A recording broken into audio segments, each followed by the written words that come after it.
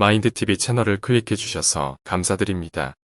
20년 마인드 공부한 나는 왜 주식 투자를 시작했을까?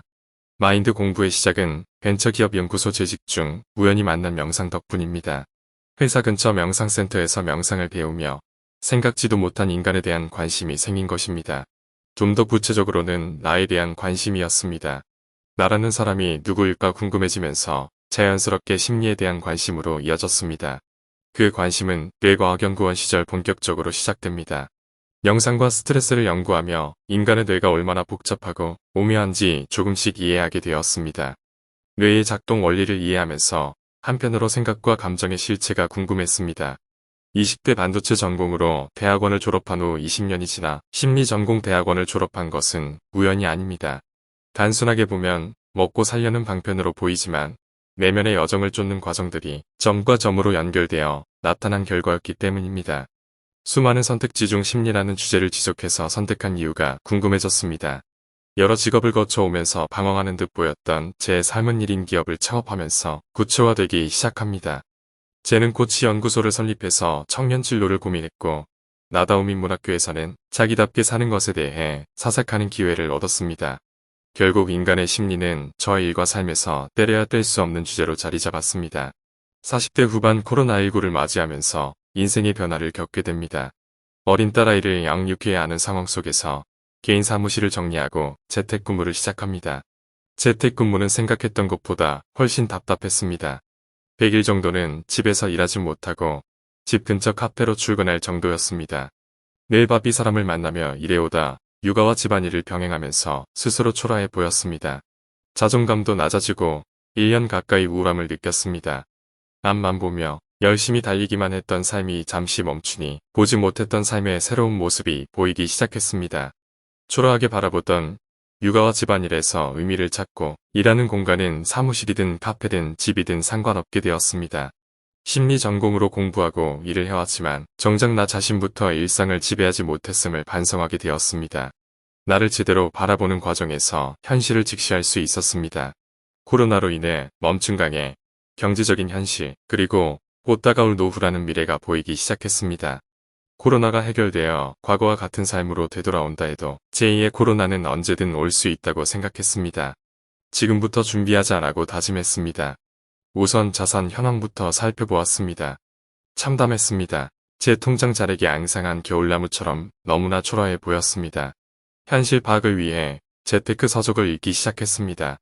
유명 유튜버들의 영상을 수백 개 살펴봅니다. 공부하면 할수록 투자의 중요성을 깨닫게 되었습니다. 자본주의와 경제가 보이고 더불어 돈이 보이기 시작했습니다. 내 집 마련을 위해 부동산 투자를 먼저 공부했습니다. 청약, 분양, 토지 그리고 오피스텔 등 지식을 쌓았습니다. 이론과 현장 지식도 중요했습니다. 공부할 것도 생각보다 많고 자금도 필요했습니다. 공부할수록 흥미가 올라가기보다 다른 투자 방식에 관심이 생겼습니다. 바로 주식 투자였습니다. 주식 투자는 공부할수록 재미있었습니다. 게다가 적은 금액으로 바로 투자할 수 있습니다. 삼성전자 주식을 2주 매수하면서 본격적인 주식 투자가 시작됩니다. 책과 영상을 통해 기본적인 지식을 쌓아갑니다.